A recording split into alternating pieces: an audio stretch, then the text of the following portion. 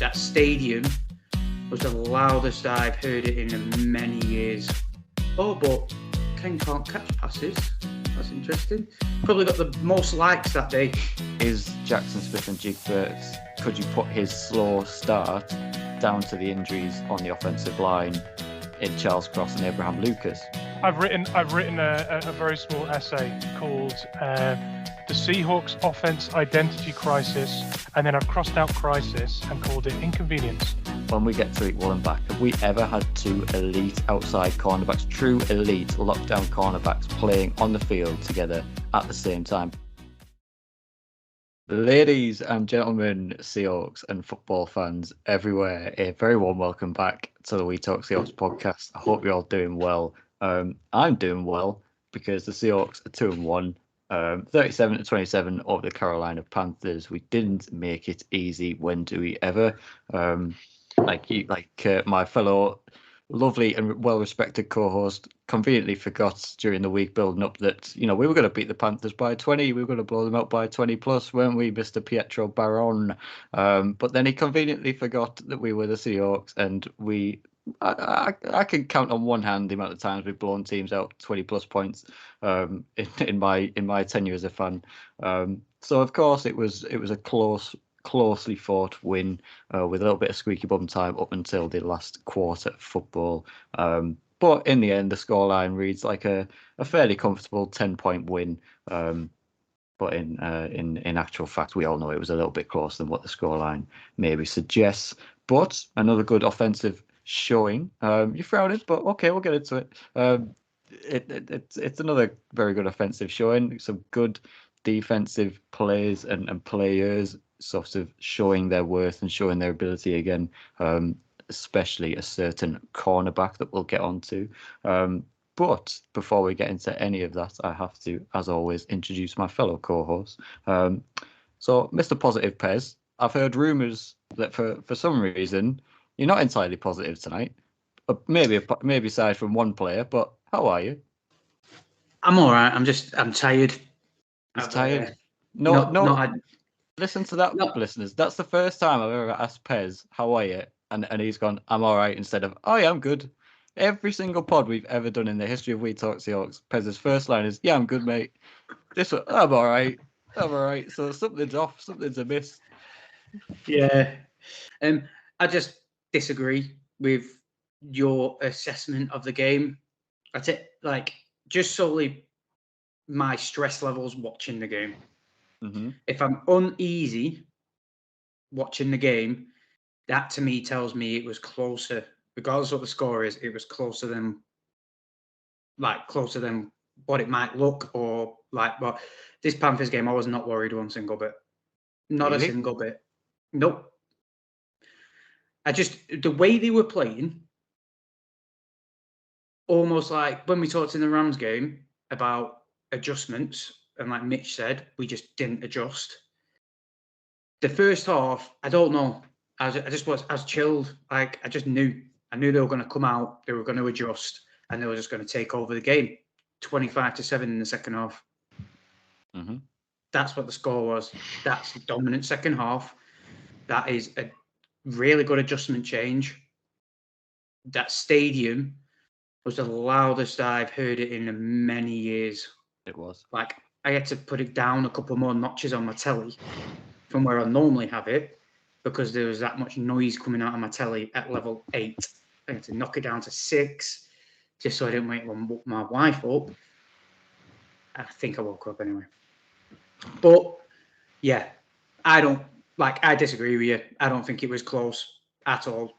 I think it was actually more comfortable. Like, it might not have looked it because we kept giving up these deep balls and stuff like that, but at the end of the day, we missed 4 corners and we let up 44 yards total rushing. I think it was something like that, if I ever got my fact right. I take getting cut up deep with Mike Jack and Artie Burns and not let a single breakout run happen, because the thing is, we've got Tariq coming back.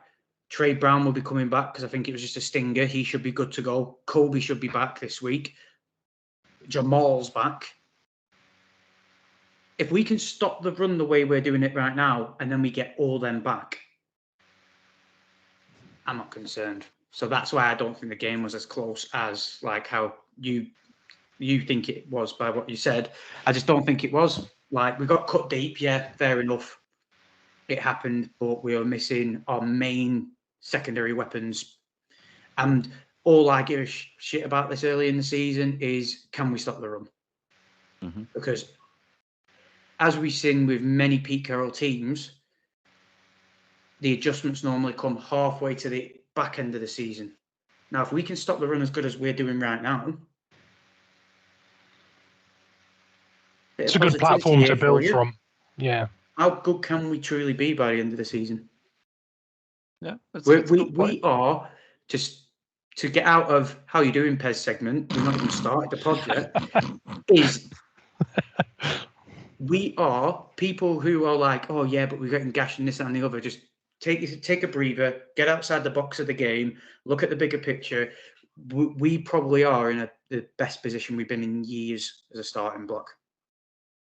I'm bullish on that. Really am. You're more How than... are you, Mitch? Yeah, how are you, Mitch?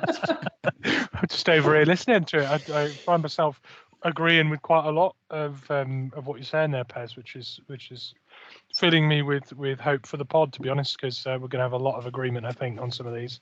But yeah, I'm good. I'm very good, and very pleased to see us 2-1. I think we've got a great shot at going 3-1 before the bye week. Really excited to see Witherspoon on one side, Reek on the other, Jamal Adams, prowling in between them. I think that's incredibly exciting for Seahawks fans. I'm in a really good spot. I'm really enthused. I feel like the Rams game was a bit of an outlier. We came out cold. We weren't sort of on it. I think that's kind of behind us now. 2 wins on the trot. Senior players in leadership roles in that team are leading by example. Our senior receivers, our quarterback, our middle linebackers, our oldest defensive linemen, they're all out there. Austin as well, our center. So, name always troubles me. Center's name? Brown. Evan Brown. Yeah, I thought you... Austin. Maybe. Okay, I'm losing my mind. Are you thinking of Austin Blythe from last season? Yeah, I'm thinking of Austin Blythe from last year. Yeah. There you go. Yeah. But like the leaders in leadership positions are really, really stepping forward now, and I really feel like the youth in our roster, which is rich, it's rich with young talent, are following, and also. Something we mentioned right back in pre-season, me and Pez and yourself, James, we were really high on the amount of depth throughout the roster when other teams were cycling through in pre-season and putting out their third choice players. Our depth was going toe to toe with them and beating them late in games. Those players have been relied on early in our season, on our offensive line, on our defensive line, in our secondary. And they're all making plays and we're winning games. So I feel like we're in a great spot with this roster. And like Pez was saying, the Run D has created a fantastic platform for us to push on from with our defensive scheme this year. Yep. So I'm good. Good. I'm glad you're good. I totally agree. I totally agree with everything you said there. As always, with these game review pods, we normally begin with the offense, and that is what we're going to do tonight. That's where we're going to start. Geno Smith, 23 for 36, 296 yards, 1 touchdown, and his first interception of the season, which was a bit of an ugly one.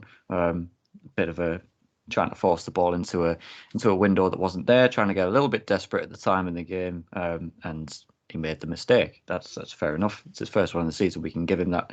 It didn't cost us the game, so that's fair enough. Sort of pivoting back to my initial kind of opening statement that you kind of disagreed with, Pez, in terms of it not being as comfortable, and I was a bit nervous. I was certainly at halftime. I was nervous because Jason Myers had kicked a ridiculous. I mean, how many fucking field goals was it at that point? 4? I feel like four. it was 4. So we kept and I was getting not concerned, but just frustrated that we kept getting down to the red zone and our red zone offense was horrendous. We just got down there and ran out of ideas seemingly and didn't know how to work our red zone offense. So traditionally in the NFL, and I think if this was against a better team than the Panthers, if you getting down to the red zone and kicking field goals is what you get out of it, you pretty much most of the time going to lose games doing that. So I think if we were playing against a better Panthers offense and a better team than the Panthers in general, we may well have been made to pay for those 5 field goals that we ended up kicking. So I think we got away with one slightly in that regard. You don't normally kick that many field goals in a game and win, in my opinion. So that's why I was a little bit concerned. But second half, they turned it on. Gino kind of gathered, like you say, that leadership role, sorted himself out. The offense started to click a bit better, and it worked, and we got the points when we needed to. Certainly helped by the fantastic display of Mr. Ken Walker. 18 carries. Are you jumping on to Ken straight away? I am jumping on to Ken straight away. Feel like you're stealing my thunder. No, I'm coming straight to you, Pez. You've told me this is your only source of positivity this week, so I'm coming straight to you again. 18 carries, 97 yards for 5.4 yards of average per carry and 2 touchdowns on the ground, with an extra 3 carries for 3 receptions, for 59 yards and a 19.7 average per reception. So I think in all, that was about 156 yards of total offense. He won NFC Player of the Week, Offensive Player of the Week. And that is why I brought Ken up there, because I thought his performance massively helped out Gino in that second half. They started working in tandem beautifully, mixing up the run and the pass. So I think it came as a pair in that second half. So that's why I brought him up then. So I'll come straight to you, Pez, because I know how positive you are about Ken. But this was a bit of an outstanding performance from him, wasn't it, really, to put it bluntly? Yeah. I just want to go back to something you said about the 5 field goals and it concerned you against a better team. How I saw it was kind of ties into Ken didn't get going in the first half. It's something I'll give my 2 pence on in a bit. I just mentioned that he couldn't get going straight away. Panthers D was quite good. Run D was quite good. And we wanted to emphasize running the ball, like, just standard Seahawks or Pete ball, whatever word you want to use for it. But realistically, against a better team, can you name a single team who is great at run blocking and pass defense? I don't think there's a unit at the moment. Maybe the Browns are showing that they could potentially be that unit, but it doesn't concern me too much because at this moment in time, it seems like a team's really good at run D and kind of lets up on the pass. So I just wanted to have like a comment on that. But back to Ken, like, he's just what I say he is. He is what he is on the tin. In pre-season, all these people who are like, Charbonne's going to take his role, Charbonne's going to take his job. No, he isn't. Do you know what's perfect? I had listened to a podcast. Do you know what they're doing? Is what this podcast said. Charbonnet is really good.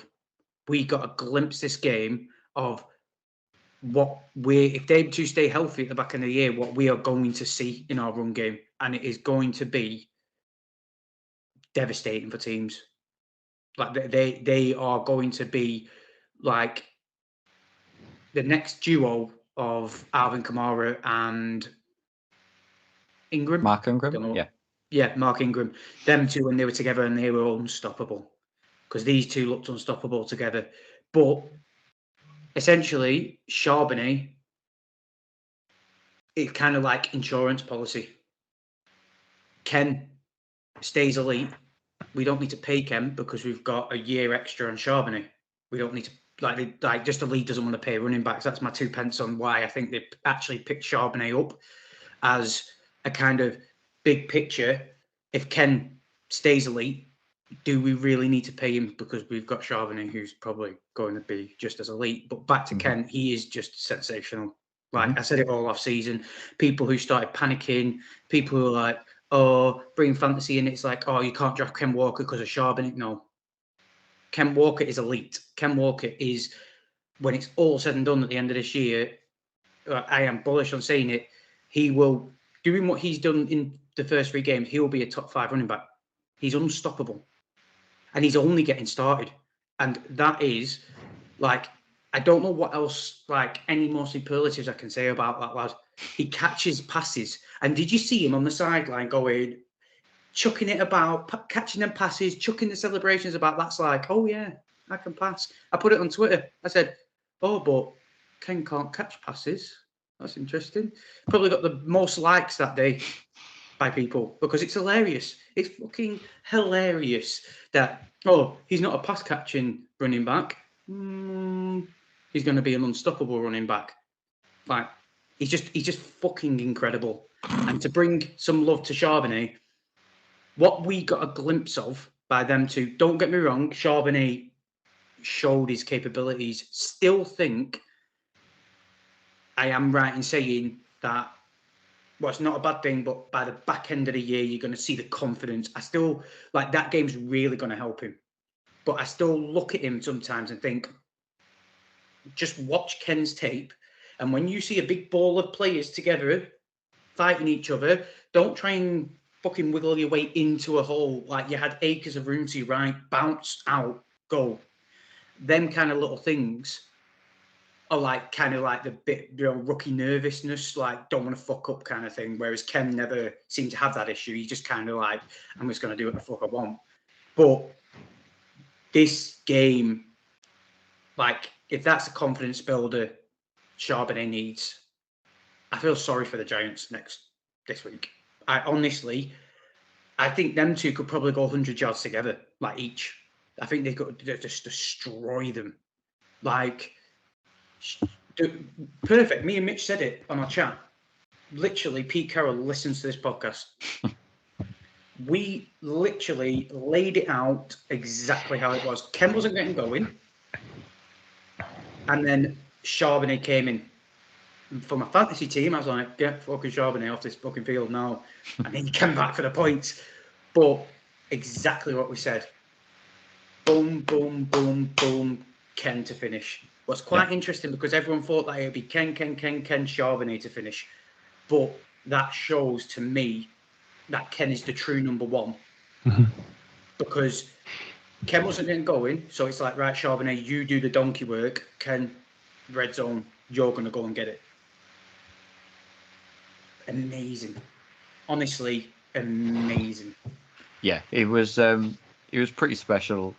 Just getting better week in, week out, and I love his attitude as well. Ken, he's such a nice, humble guy, but when he's on the field, he just turns into a beast. And yeah, like I say, I'm really happy with Charbonnet. Really happy for him. That angry run, that one angry run of the week, was just sensational. It's just unbelievable. I was just sat there, just obviously hyped as it happens, but then as they show the review, I was just pissing myself because the poor lad. It was out of bounds. Okay, they're not going to be able to tell. Just fucking hit him. Yeah. Do you know what? If he probably had more concentration on not trying to take that guy's soul out of the stadium, he may have been able to cut in and actually get a touchdown. He's probably. Like, Fuck it. I love it. It's a real 1-2 punch in all sense of the word. They are smacking guys in the mouth, and people can't seem to stop them at the minute. So I'm fully in your camp there, Pez. I think Charbonnet is gonna come good towards the back end of the season once his confidence is up. Mitch, I know I touched on Gino there as well. What did you make of Gino, and then in that second half, sort of leaned on the run game a bit more to get the offense sort of kick-started and jump-started a little bit into the game? Yeah, I really enjoyed both halves for different reasons. I think we lacked a bit of we lacked the tip on the end of the spear in the first half in terms of red zone potency, which we corrected in the second half by making sure that Ken was fresh for the end of the drive, so that we had a bit more juice in the tank when handing the ball off to Ken when we were really in the red zone. I think that worked really well. There's a few things I want to say a bit later on in the pod about Gino and the way that our offense is starting to look, and some of the warts that are arriving and some of the really good stuff that's coming out of our current situation with our offensive line.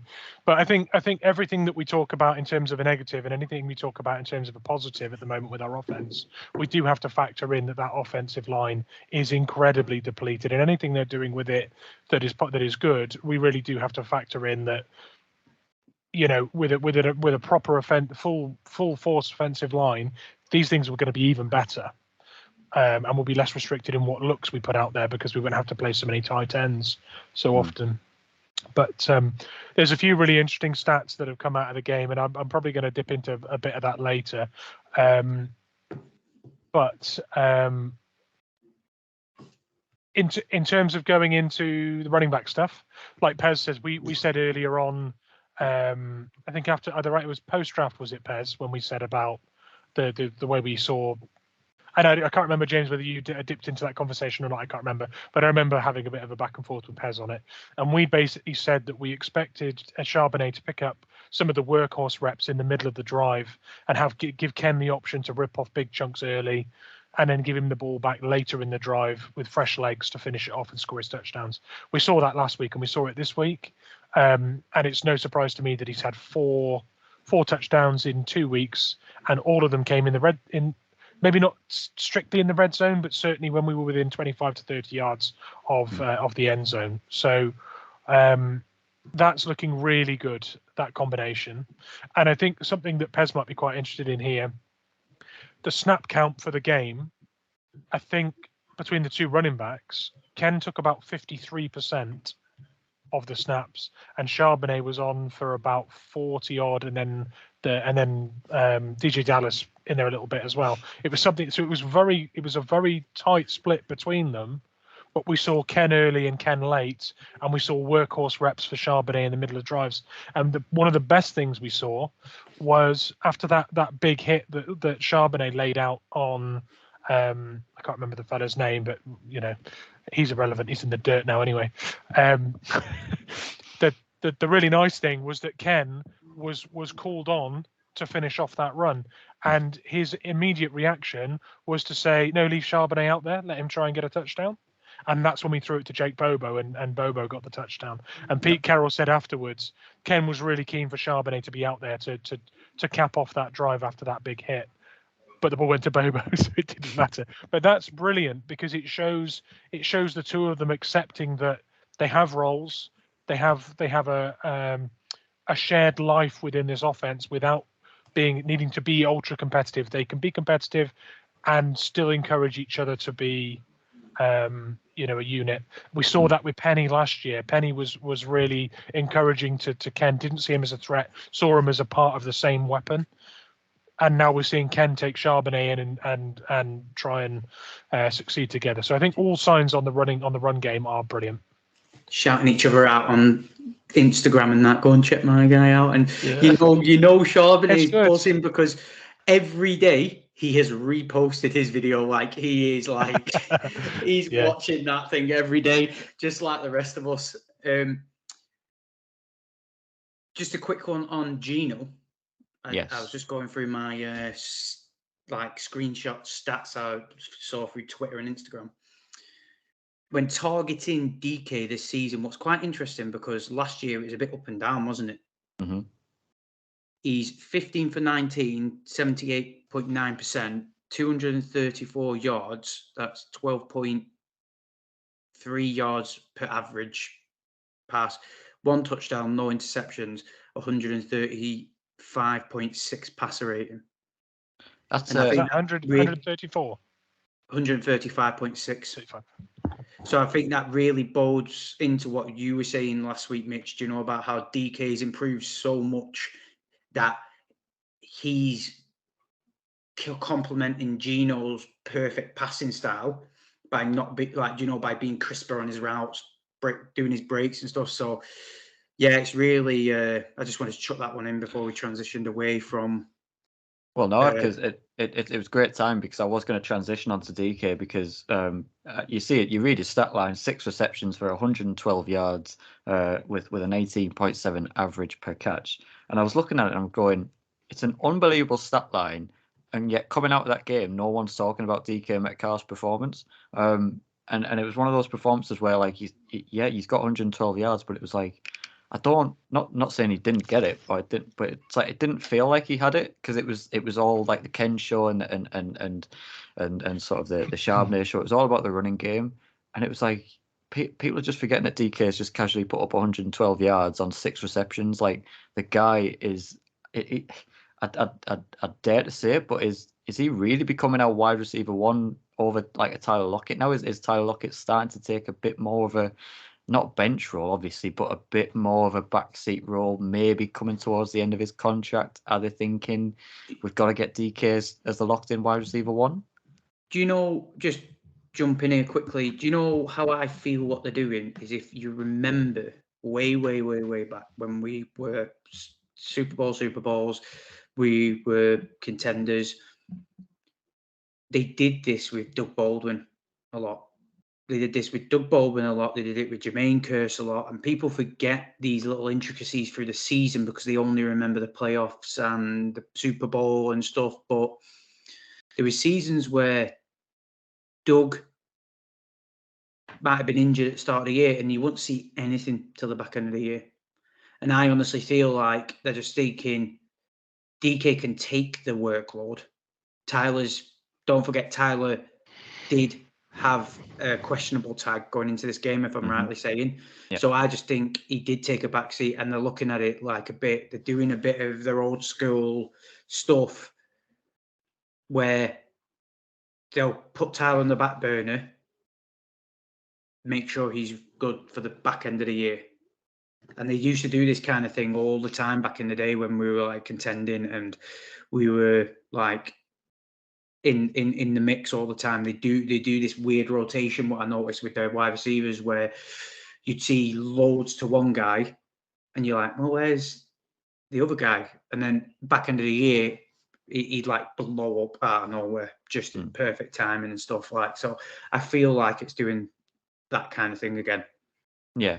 Just, I say it as a bit like, you know how the Eagles have like Devonta Smith and AJ Brown? Like it feels like 1 week Devonta Smith goes off for a ridiculous game and AJ Brown is kind of curtailed a bit, and then like you saw against the Buccaneers this week, Devonta Smith didn't do much. I can't remember what AJ Brown did, but they just sort of have games where one guy goes off, and we've seen it with DK and Lockett, where Lockett goes off and like he had that touchdown catch performance last week, and then this week he's not really involved in the game at all, and yet DK has a monster game. So it just feels like they're both too talented not to be.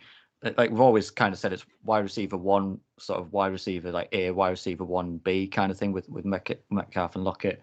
So it was just an interesting sort of suggestion to feel out there as to whether sort of is something more sinister going on in terms of Tyler Lockett's future and stuff like that. But I don't think it's that just yet. But what I do want to, yes. I was just about to say, but I think you're going to transition to him anyway. I was just about to say, I don't think it is sinister at all, because the shell of wide receiver 3 we have at the moment deems it not to be sinister, because if it was sinister, then I'm guessing the person you're about to go on to would be a lot heavier involved. Well, I am going to go on to Jackson Smith-Njigba because this is a really interesting talking point coming out of Seahawks fans at this moment in time. As we all did, and as we all know, Jackson Smith-Njigba is elite. We all know that. And we all expected him to come out of college into Seattle straight away and just sort of burst onto the scene and take the bull by the horns and go for, fit straight into the offense kind of thing. Is it, because for me, there's 2 schools of thought at the minute that I'm seeing in the Seahawks world.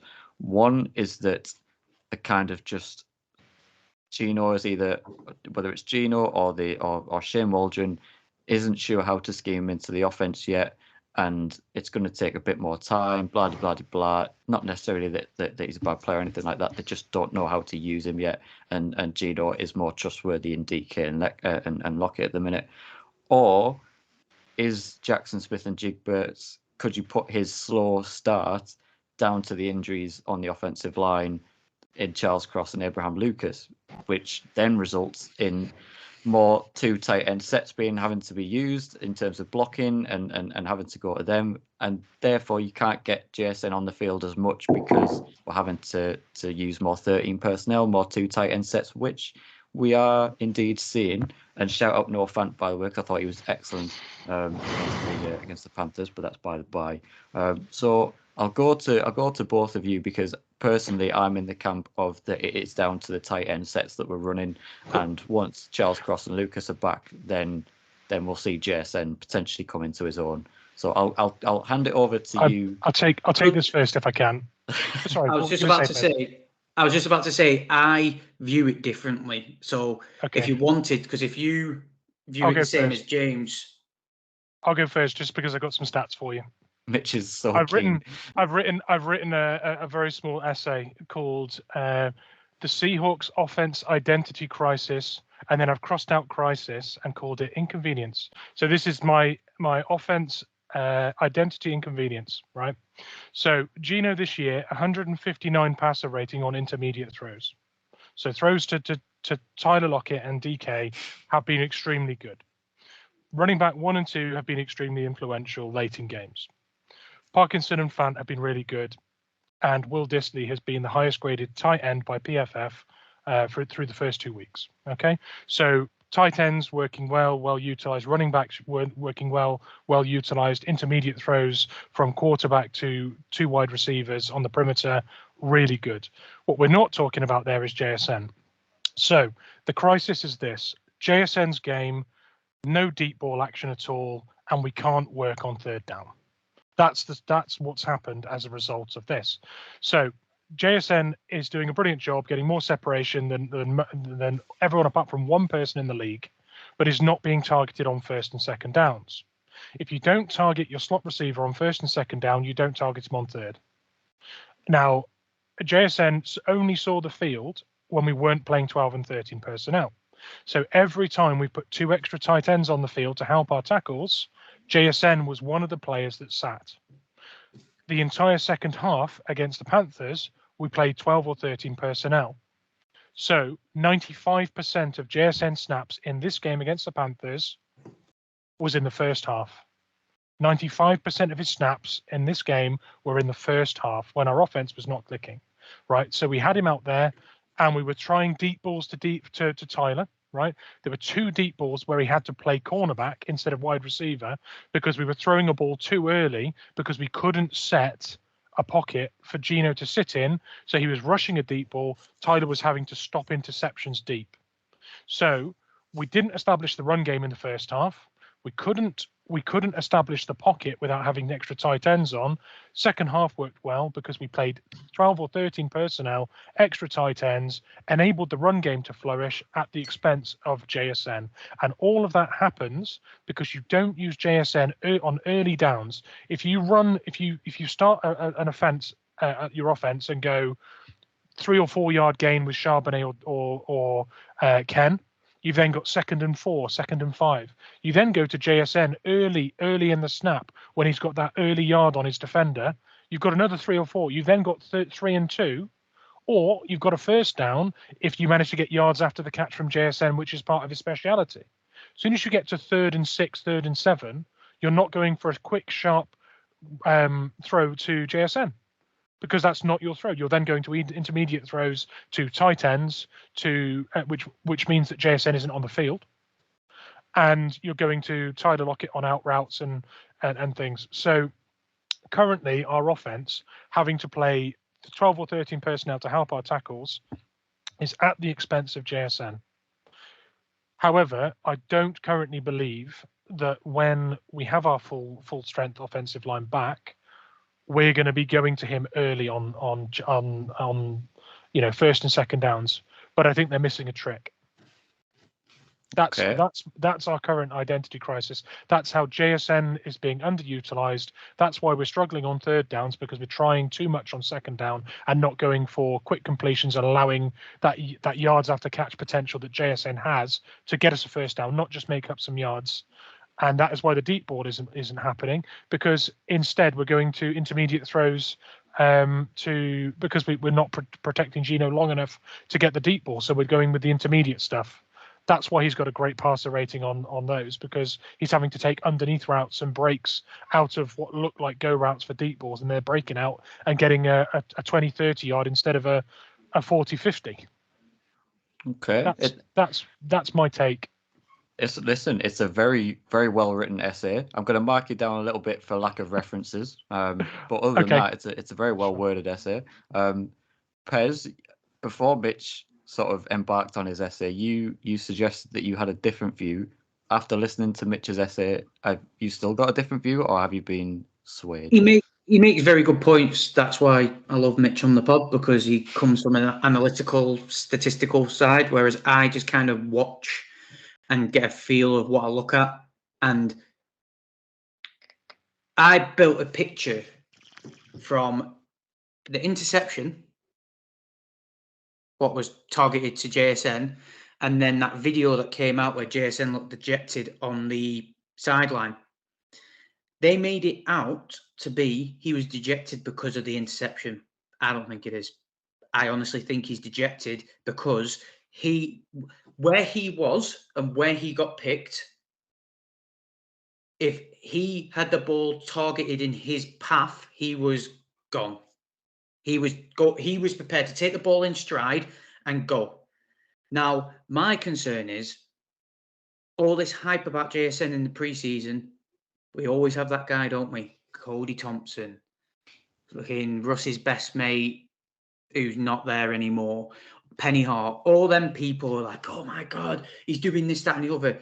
I really am concerned that JSN, a part of me, I don't think it is true, but a part of me is really worried that JSN is that preseason sweetheart that they don't know what to do with him. And this whole Geno to JSN connection is 1 out of 10. They've snipped it and gone, look at that connection. That's amazing. Because that interception pass, I put solely on Geno. But they make it out like Geno goes over to him and goes, yeah, come on, like it was JSN's fault. I watched it back so many times to see if I'm like just double Dutch whilst I was half asleep watching the game. But to me, I think he's genuinely pissed because I don't think Geno fully, like, for all the hype in the preseason, I don't think Geno actually has that good of a connection with him yet. I think if you put Drew Lock on the field, I think you'd see JSN. I think JSN played so well in the preseason because it was Drew Lock.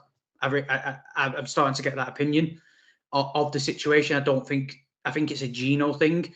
And even though Waldron shouldn't have an issue scheming JSN into the game, my biggest issue is we've seen it multiple times with these kinds of talents. I know we have DK and we haven't done that, but I really am worried that Pete Carroll doesn't know how to use a player like JSN.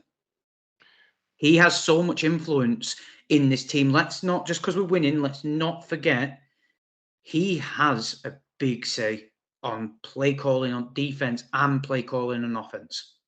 And I'm really worried that he will struggle to get the full potential out of a JSN. Like, that's a concern of mine. With the caveat of, remember what I said. I can't remember what pod it was, but remember what I said. We were talking about this, and I said, kind of like contradict myself here, is I don't think we'll see JSN for the first 4 weeks. Do you remember me saying that? Because I don't think we're going to need him. Because I was bullish. I said we batter all these teams.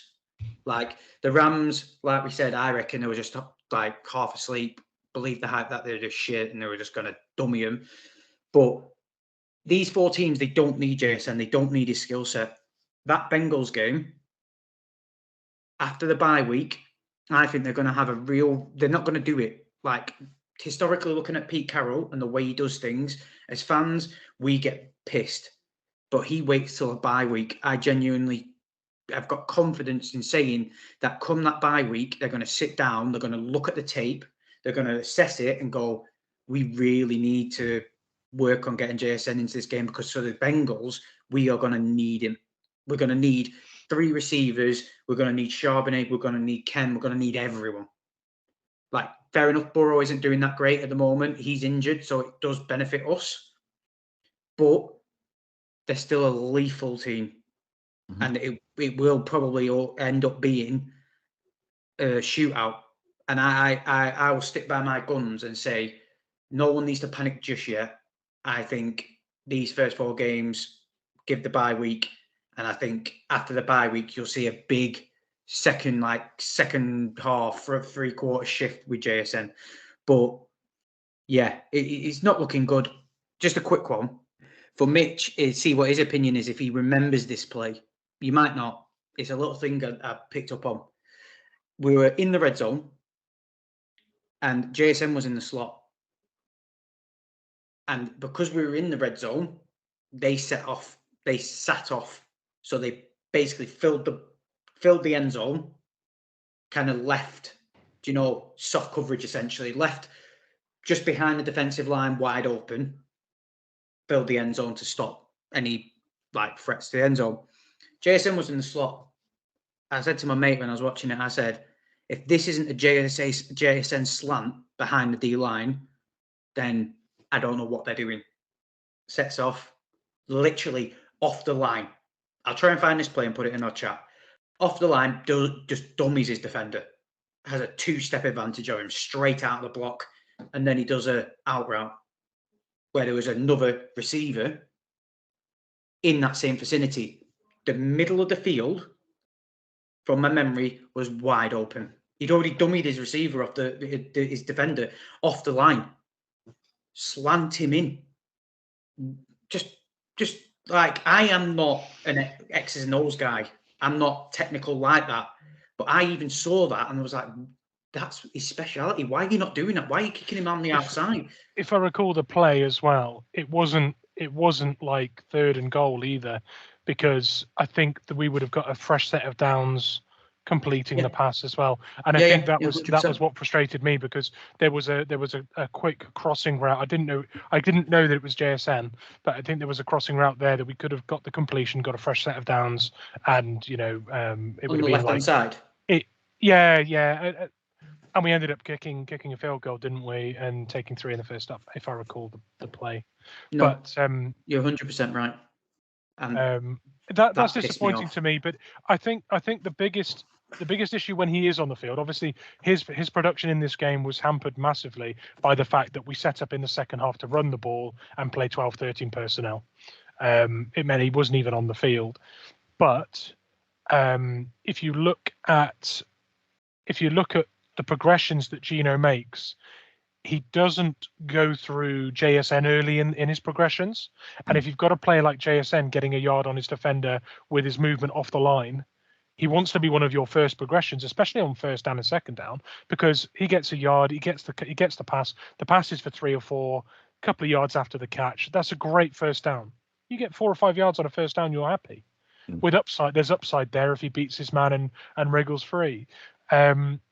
And likewise, what Pez said there, as a red zone threat, JSN should be one of the first progressions for Gino. He should be thinking, if Gino's progressions aren't always to JSN first, he's worthless, because he'll get more space to make a reception close to the line than he will at any point. And the interception that was thrown JSN's direction, he'd already got all the way out wide on an out route, and then he goes to him. He should be giving it to him while he's on his way to that out route, not wait, throw. All of JSN's upside and skill is getting open early in the play and then carrying it yards after the catch. If he's not your first progression, you are doing it wrong. He should be. Has JSN beaten his man? If yes, are we first down, second down? Yeah, we're first down. Snap off 5 at least. Not what's Gino we're doing, what's Tyler doing. Oh, JSN's he's already covered. So would you say that's a Gino limitation? I think it's an adjustment. I think you need to get in your mind that giving the ball to JSN on a shallow route doesn't mean you're throwing for 3 yards. JSN is going to carry it another 5 yards after the catch. And if you do that on first or second down, you start giving us easy third downs, easier second downs, the identity crisis with not getting the ball to JSN early, not being good on third downs, and not throwing the deep ball. All of that is fixed by establishing the run game and hitting JSN on early downs, because it condenses the defense, because they've got to start dealing with that. then the deep ball's on. We failed those 2 deep balls we threw to Tyler in week 3 that were classed as drops because he was in the vicinity to catch it and didn't. He ended up having to bat the ball away, but were rushed deep balls that they were prepared for because we hadn't established the run game. How many drop catches did Tyler have last year? 2. How many has he had by week 3 because of rushed deep balls that weren't on? 2. People will look at his stats this year and say, "Oh, he's dropping more balls than last year." He's not. His stats throughout his career have been inflated. Well, not inflated. He's been brilliant at catching the deep balls and running those routes. But he's been catching those, and they've been giving him 100-yard games, 200-yard games against the Cardinals, multiple touchdowns, because we establish the run game and get the crossing routes done with the tight ends, and then once we've established it, we hit the deep balls. Those aren't happening currently because we're not using talents like JSN and establishing the run game early. That's an identity crisis. Well, not a crisis. I called it an identity inconvenience because we're still winning games. Despite all of this, there are only 2 teams in the NFL that have scored more points than us last 2 weeks, and one of them's the Dolphins, and the other one is sorry, I got my stats on the top here. The Bills. The Bills and the Dolphins have scored more points than us over the last 2 weeks. So it's working. We are just doing it in an arse backwards kind of way that is kind of costing JSN. But I do see that is a symptom of bolstering our offensive line, which is beaten up. So I see both sides. It's a fascinating early season discussion in terms of where JSN is and what school of thoughts are going around and where you all are in the camp. So it's very interesting to see what you guys think there. I'm going to transition to the defense, and as we always do with the defense, as I normally do, but I booked the trend last week, and I'm going to book the trend again in terms of working from the D line back towards the secondary. I'm going to start in the secondary again, and we just have to talk about him, and that's Devon Witherspoon. I know we're going to get into him on Rookie Watch as well as we've done with JSN, but Devon Witherspoon, man. I mean, seriously, anyone still sort of wetting the bed over that flea flicker last week? Just stop it, will you? Just stop it, will you? Because 2 little stats here, right? Firstly, courtesy of Greg Bell. No NFL defensive back is being targeted more per game than the Seahawks' Devon Witherspoon through his first 2 starts. And in those first 2 starts, he's allowing a completion percentage lower than Sauce Gardner and Tariq Woolen did in 2022. So that's a little interesting insight there. And then PFF had Devon Witherspoon at 13 targets, 5 receptions for 31 yards allowed, no touchdowns, 2 pass breakups, and a passer rating of 46.6. And you can say, well, it was only Andy Dalton, blah, blah, blah. But you know what? Andy Dalton, for the most part, he looked all right. He did what he needed to do to get the Carolina. He threw 58 times. Yeah, he threw the most times he's ever thrown in his career, and most of them were in Witherspoon's vicinity. Absolutely, they were. So look, and against, I know he's aging, but a legit receiver in Adam Thielen, who's been a very good receiver his entire career and had a fantastic game fantasy-wise against us. So he's not playing against scrubs either. He may well be this week with the Giants receiving core. So, I hope I haven't jinxed him for having his worst game against the worst receiving core there. But through the first 2 starts, I mean, do you know what I love just as much as his play? His energy, man. It's infectious on the field, and he feels like he should have been there in that Legion of Boom era because he fits in with that defense and that sort of characteristic, and he's such a reminiscent in that week where the Legion of Boom were back and the Super Bowl team were back. It felt like I was watching a Legion of Boom player out there again. And my word is he. And like we're saying about Tariq Woolen coming back as well. And I said this off air before I bring you in, Pez, because I know you're itching to talk about this as well.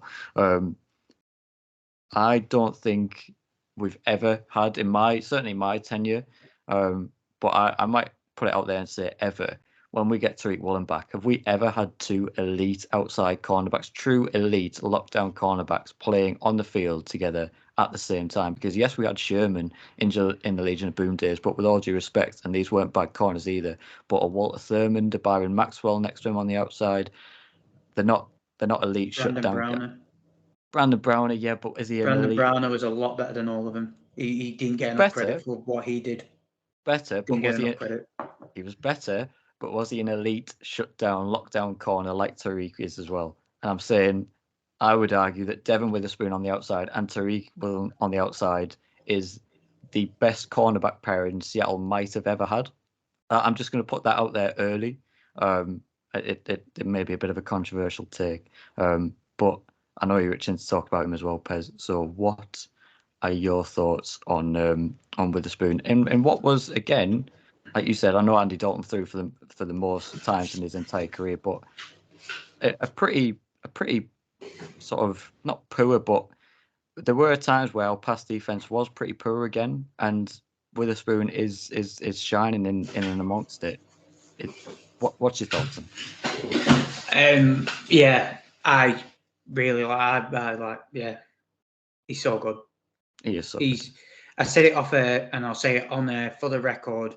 He's gonna be better than Tariq Wall. He just is. Like, Tariq's up for the challenge. He'll help him raise his game, but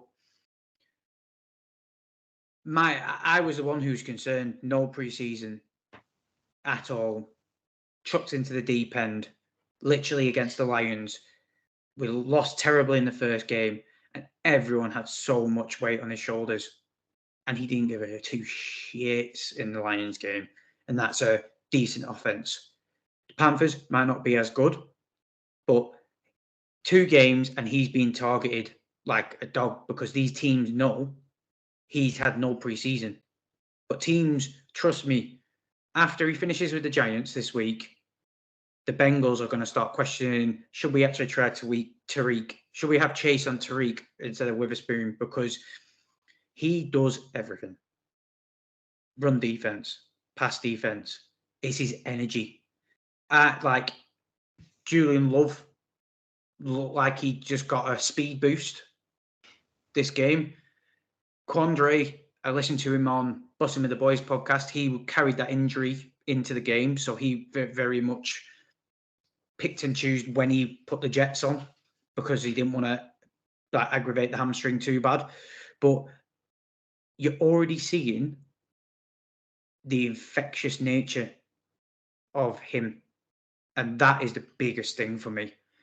That is the biggest thing. He is class. He takes a guy out. He went to go and grab a ball, what went over his hands, but then the receiver didn't get it. And he made out like he did everything. He was like, come on. I was like, I love it. He's doing that thing where he stands there folding his arms like that. Honestly, I am tempted to stay up just to watch what Jamal Adams and Devon Witherspoon do to that Giants offense. Because them two together will be like headbutting each other, bloody G'ing each other up. Like, it's going to be chaos. It's going to be carnage.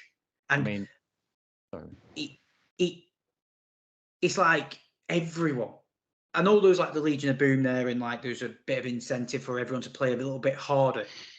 But I don't even put it down to that. I genuinely, like I said before, and we spoke about before the season, his infectious nature for aggressive competing. You can already see it through 2 games. This whole defense looks like they're going on times 2. Like the D line, J.Reed's like out of his fucking mind, like he's on speed. Like Jordan Brooks, they're just actually using him properly. They're sending him through on blitzes, and he's G'd up to death. Bobby's G'd up to death. Like, get Jamal back, mate. We're going times 10 against the Giants. I mean, there are some unbelievably fiery characters coming back, like you say, with Tariq, Jamal, all these guys on that secondary. There's some unbelievable characters there. And I'm going to transition over to you, Mitch, with a point, with a just playing devil's advocate. I'm not saying this is going to happen. And obviously you can have your say on Devon Witherspoon too. But on that, in terms of the amount of fiery characters, big outspoken characters that we've got on this defense, is there, I'm not saying this will happen. It's not saying this is what I think, but is there a chance that there could be too many fiery characters, too many outspoken voices on the defense that may do more harm than good? Just transitioning over to you, what are your thoughts on that, and what are your It's a thoughts good on question. Witherspoon? It's a good question. Yeah, there's a lot of there's a lot of juice in there. There's a lot of outspoken characters, like you say, and there is quite a lot of ego. But I feel like those egos are kind of kept in check, and there's a lot of experience in there as well. I don't think. I mean, this is the NFL, right? You see, how many times do you see offenses and defenses tearing chunks out of each other in preseason? As soon as the contact's allowed, they don't, they're ripping chunks out of each other. You see scraps. That's so normal. So if there was to be an argument in the locker room between a couple of people, it wouldn't necessarily concern me, and it wouldn't really surprise me either.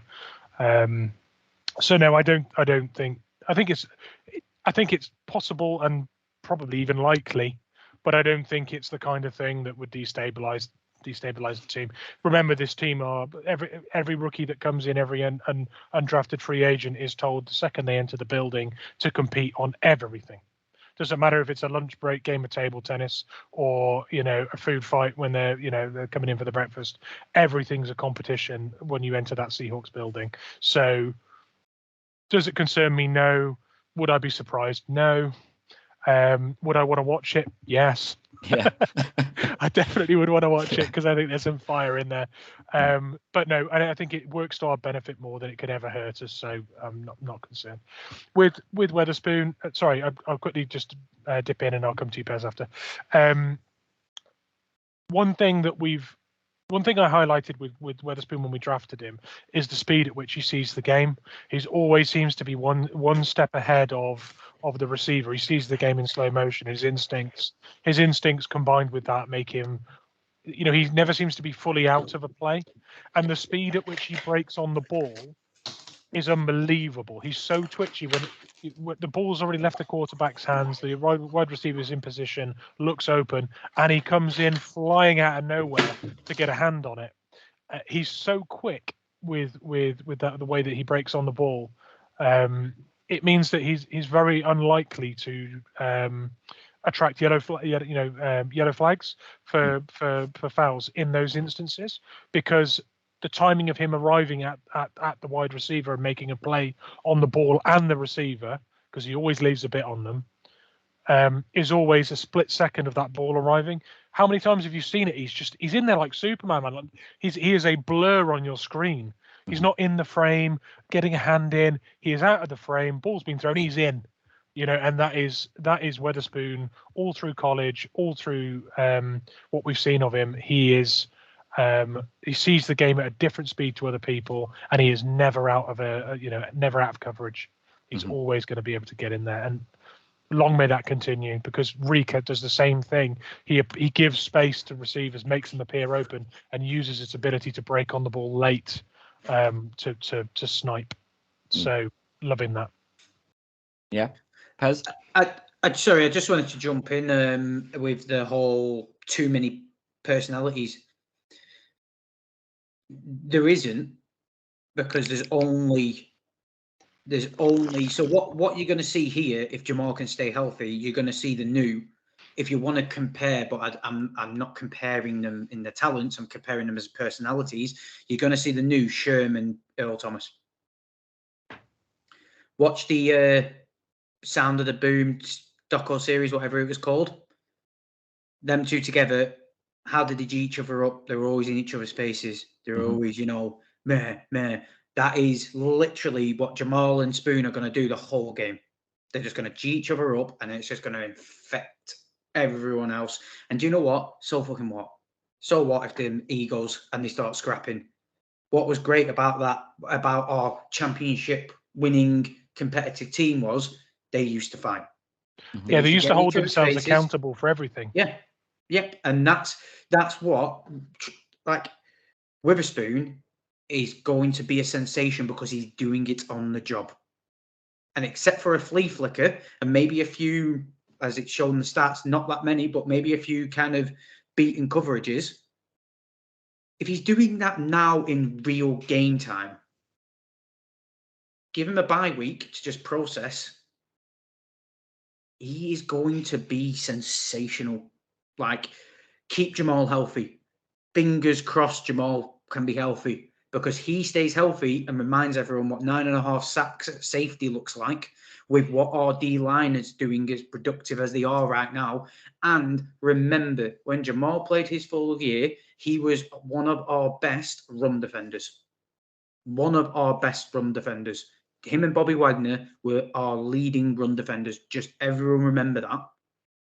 So we want him to be healthy. Sack what we paid for him, all that. Draft capital, bag of wank. Teams have proved it year in, year out. Get over yourselves. We want him fully healthy. We want 9.5 sacks Jamal back, G'd up to death, with a spoon by his side, then drag everyone in with him. Because J.Reed's going to just buy into that. Nwosu's buying into it. You see, Nwosu started to get a bit of a chippy, getting nice and chippy. Julian Love, he's getting nice and chippy. You know what I'm saying? You know what I'm saying? Yeah. The base at the very start, our foundation of this defense, regardless of what the stats say, regardless of how we get burnt deep, is 10 times better than anything we've had in the last 6 years. We keep healthy, what we seem to be struggling doing, and this core group stays healthy, it's only going to get better. And I think the style of this defense is going to elevate people like Trey Brown, like Kobe Bryant, because they are just full on ready to buy into an aggressive, fast-paced style of defense. Mm-hmm. We want to become bullies again in an age where you can't be a bully anymore because the rest just don't allow it. But we want to become bullies again. Bring the fucking flags on. Yeah, I totally agree. You said chippy one too many times there. Now I'm hungry. Now I want a chippy, by the way. But other than that, yeah, I absolutely agree with you. I'm going to transition onto the linebackers because you talked a bit about them there. Bobby's obviously playing absolutely excellent. John Brooks, absolutely excellent. Again, like you say, I saw him blitzing through the line of scrimmage. I think he had about sort of 9 tackles combined. Brooks, Wagner was about 5 or 6. But 9 tackles combined, a sack, a tackle for loss, a QB hit. Jordan Brooks has come back from a major injury where I genuinely thought he'd lost his speed, and I was having little shrines in my house with my jersey hanging up, praying for him. He's come back better. He has. He's come back better. And do you know who the key is? Sorry to just dive bomb into here because I'm so hyped the way he's come back. It's all because of Devin Bush. Wow. Spoken hero. You jammy, but because my whole point for this segment was I was going to say it's not happening for Devin Bush yet.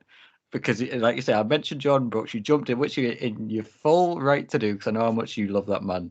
And I thought, hang on, I'm not even getting to a point yet, but I'm letting him go because I'm going to bring in Devin Bush. And then you're now you're saying that it's because of Devin Bush that Jordan Brooks is potentially looking. Okay, that's an interesting. Jordan Brooks, like I said, Mitch, we spoke about it, didn't we? What he does great at college is seek and destroy. He's never been able to do that fully in this team. But now I look at it, I'm saying Devin Bush, but it could be someone else. But there's a piece in that linebacking group that's come in that's freed Jordan up to play how he plays the best. I've not, in these first 3 games he's played, I've not seen him blitz so much since he's been here. And I'm just crediting that to Bush might not be doing nice things, but he's clearly freed Jordan up to just go seek and destroy. Mitch, interesting. You're the analytical guy. You can tell me if I'm right or wrong.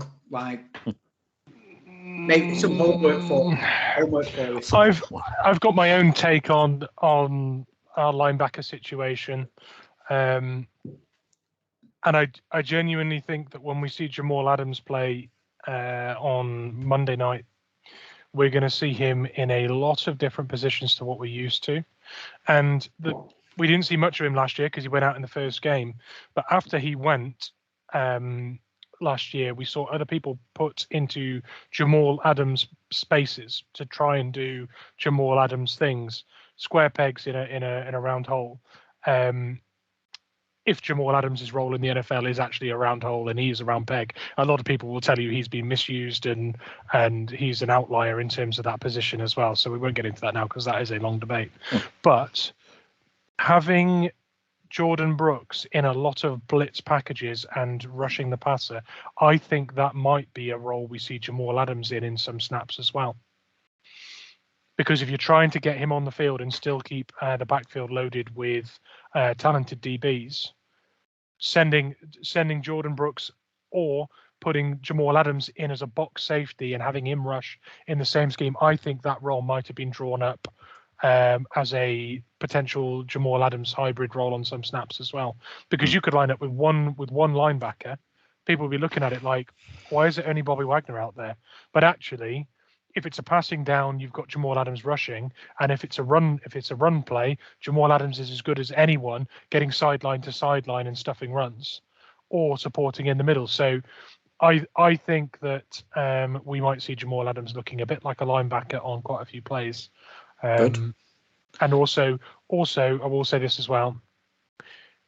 I would sometimes if you're suspicious that it might be a throw and a passing down, I would prefer Jamal Adams dropping into coverage there than either of our two middle linebackers. So Jamal Adams in that position actually could be a better fit than Jordan Brooks. But I still think we'll see Jordan Brooks doing it. I just think he adds into that soup.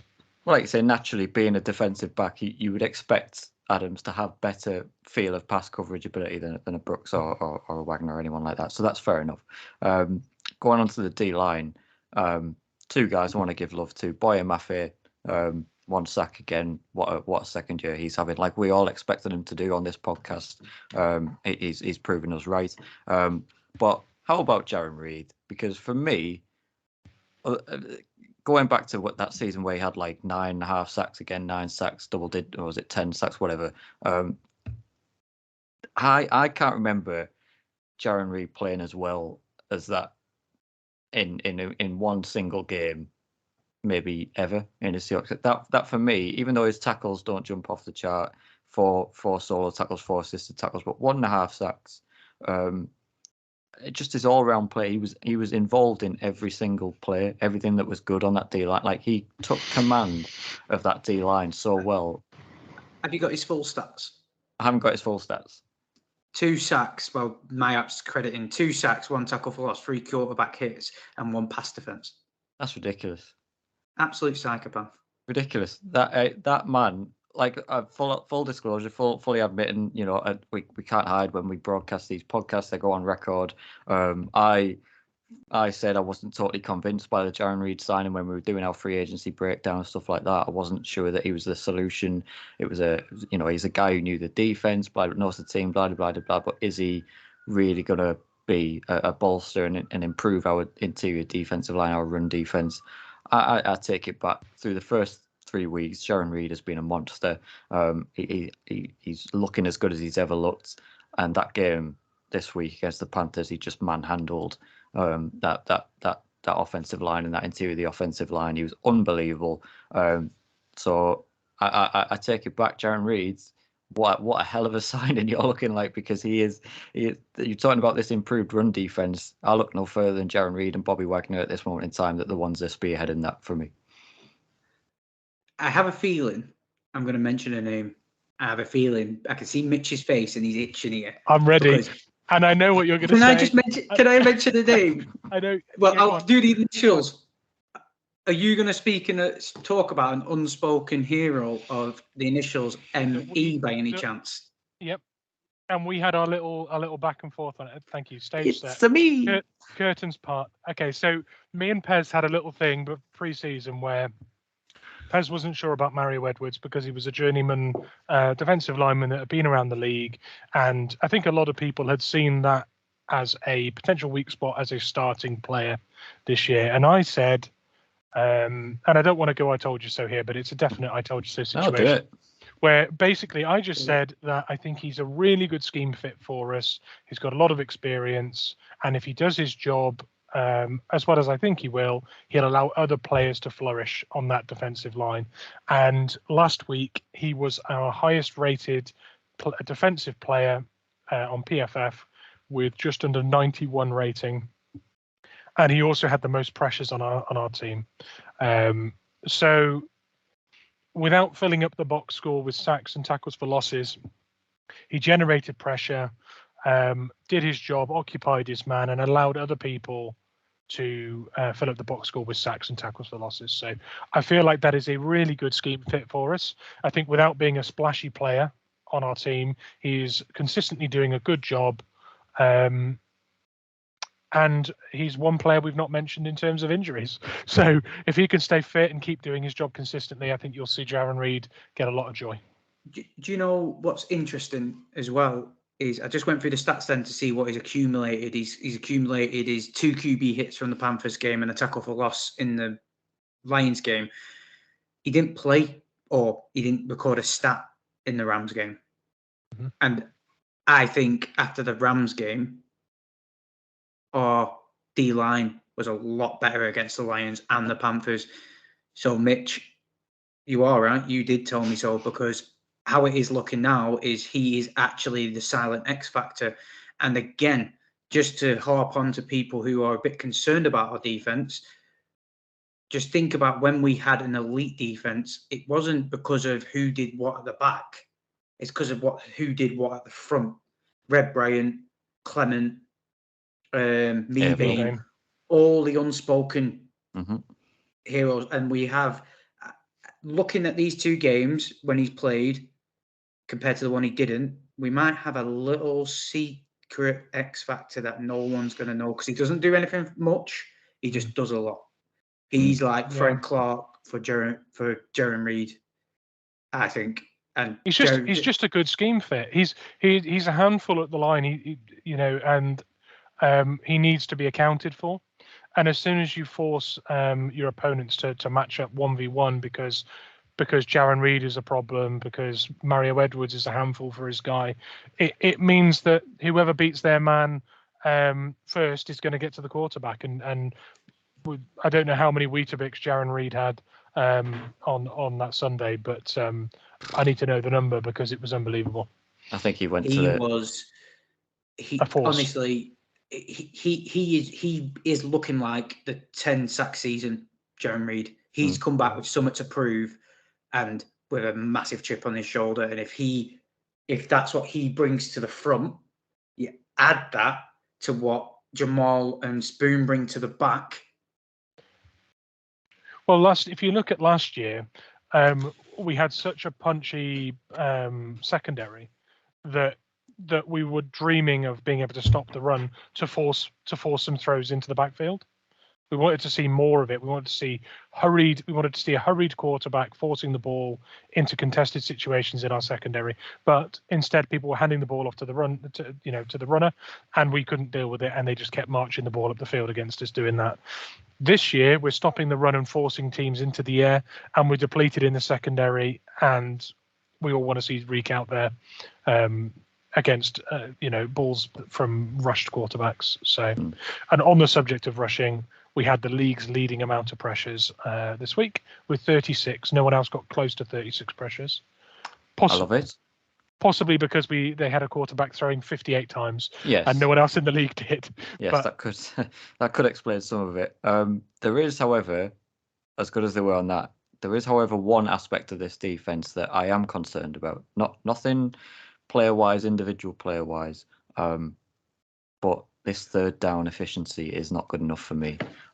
We still can't seem to get teams off the field in key third down situations. We extend offenses' drives way too long and keep our defense on the field way too long. In my opinion, a little nugget here from Brian Nemhauser, aka Hawk Blogger, better known as Hawk Blogger on Twitter. He says, "You think the Seahawks defense has been awful on 3rd and long this season so far, which is 10 plus yards on 3rd and long. Then he says you would be right, as they're giving up a first down 46.2% of the time in those situations.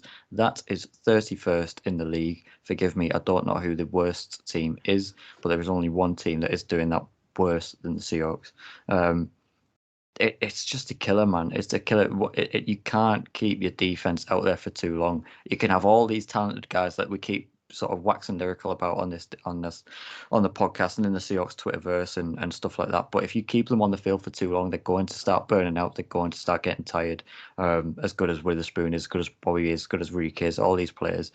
You keep them on the field for too long, you don't care who you're playing, it gets harder and harder and harder for them to keep maintaining that standard. And then you run the risk of more injuries and all this kind of stuff.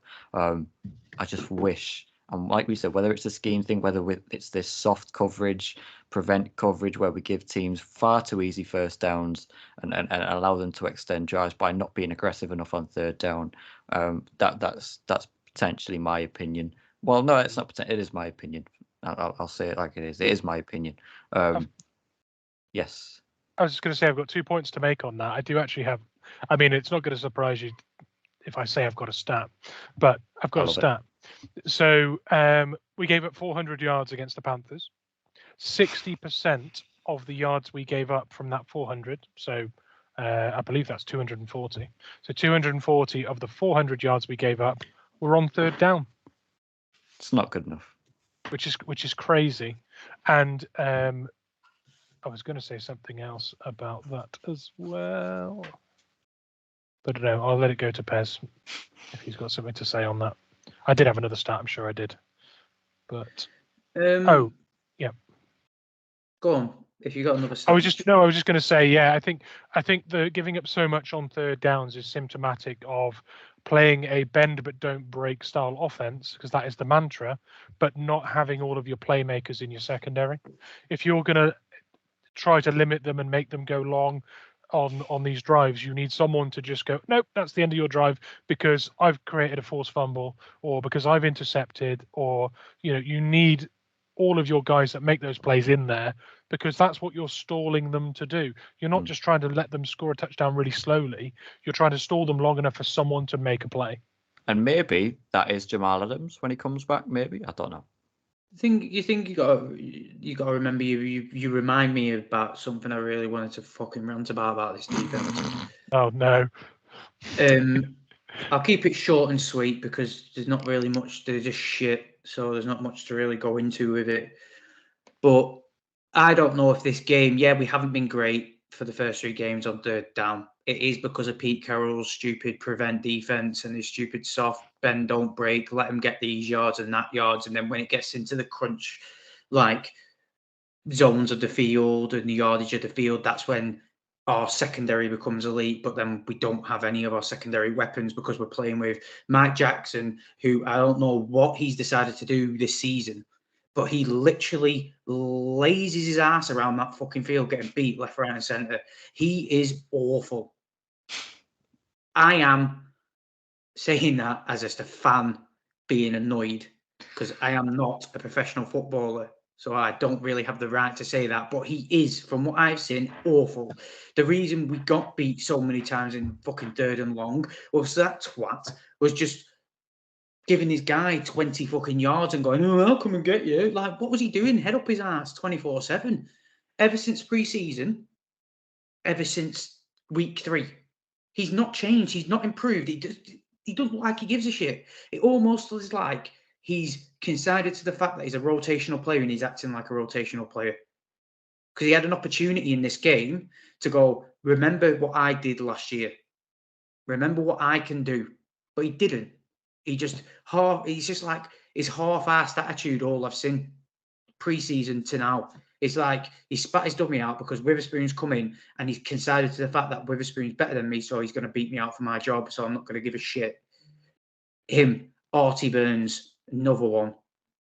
You can't rely on guys like that. And then people go, but we got beat so badly on third down. Yes, it's going to happen because they're shite. Facts. Like, I'd love to see what a third down efficiency turns into when you have Spoon, Reek, Jamal, Diggs, Love, all our main guys on the field. Because that third down efficiency ain't going to be pretty when you've got Reek and Spoon on the outsides. It ain't going to be pretty for other teams. I'll tell you right now, that third down efficiency is going to get a lot better. It needs to, and I hope you're right, mate. It's fact. They've First 2 game weeks, no one wanted to target Woolen. I said he looked a bit sluggish still, like getting beat on his routes and stuff, but no one likes throwing his way. So he has that cushion, he has that protection because of the aura of who he is, like Sauce Gardner, like Sherm. He looked a bit sluggish, but no one dares go his way because of his break speed. Well, what did he do? Oh, well, teams have targeted Witherspoon for 2 games straight, and he's just battering everyone. I think, I honestly, when them two get back on the field, that third down efficiency is going to become a lot better because them big third and longs are going to be third and outs. Good. Like, they're not going to be able to do what they've been doing. The Panthers won't be able to do what they did if it was Breek and Spoon. Facts. Sing it with me, Mitch. Positive Pez. Positive Pez. What are you positive about this week?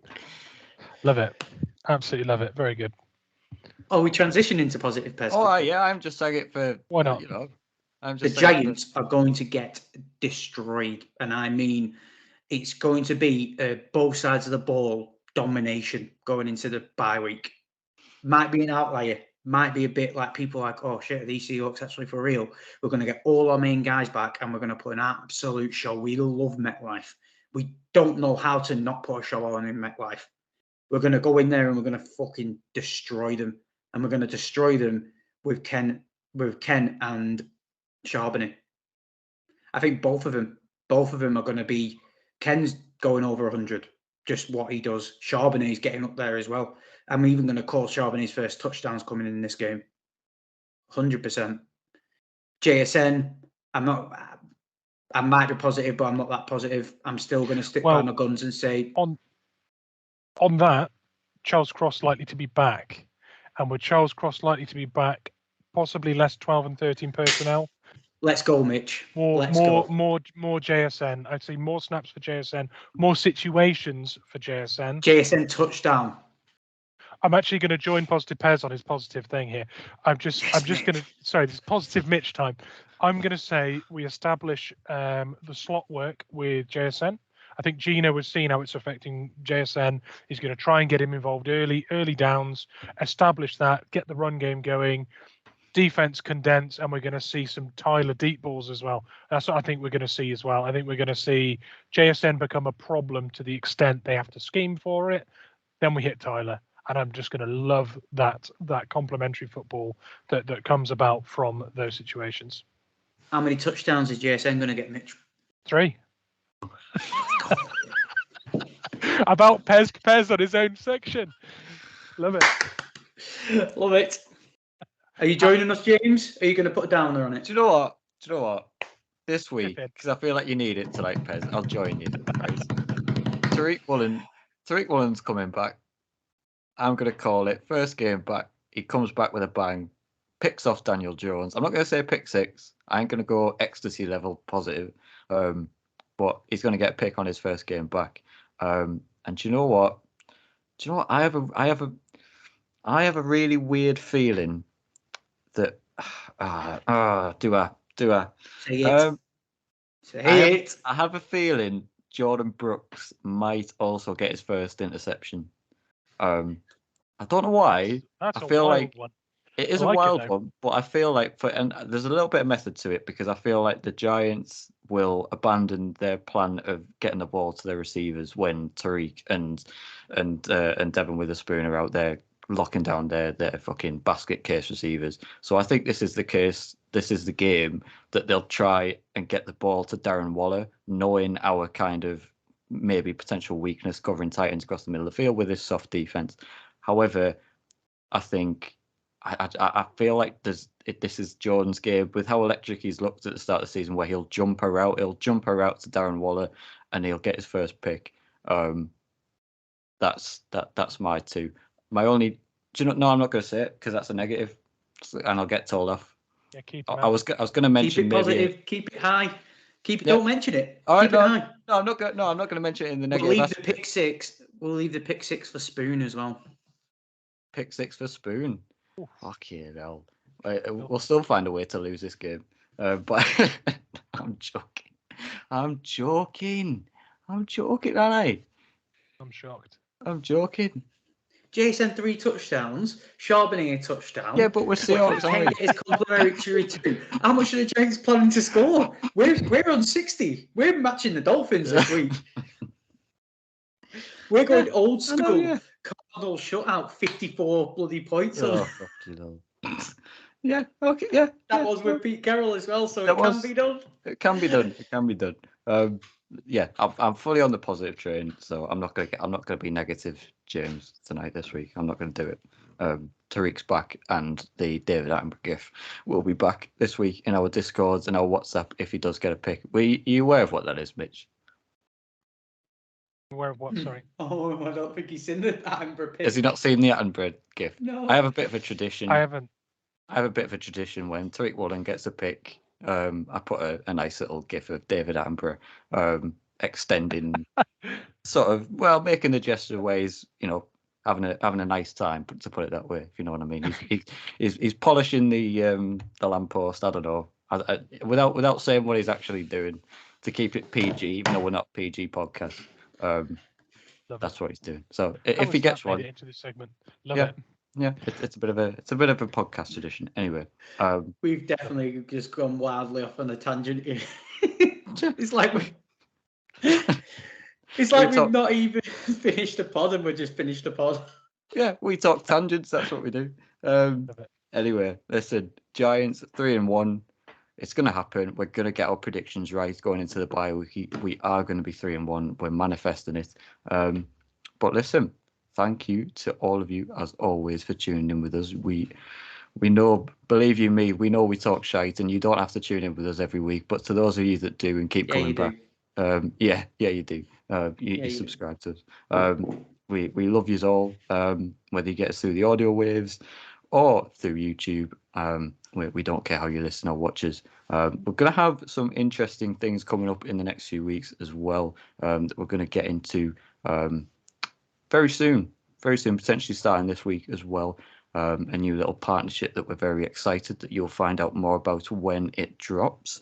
But yeah, other than that, you can follow us as always on our social media accounts, Instagram, TikTok, Twitter. Just search We Talk Seahawks. We will be there and waiting to receive your follow.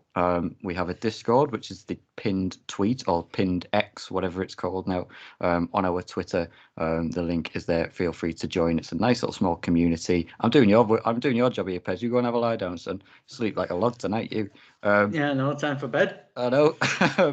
It's a nice little community. It's full of fun, full of just Seahawks fans that just like talking shit like we do.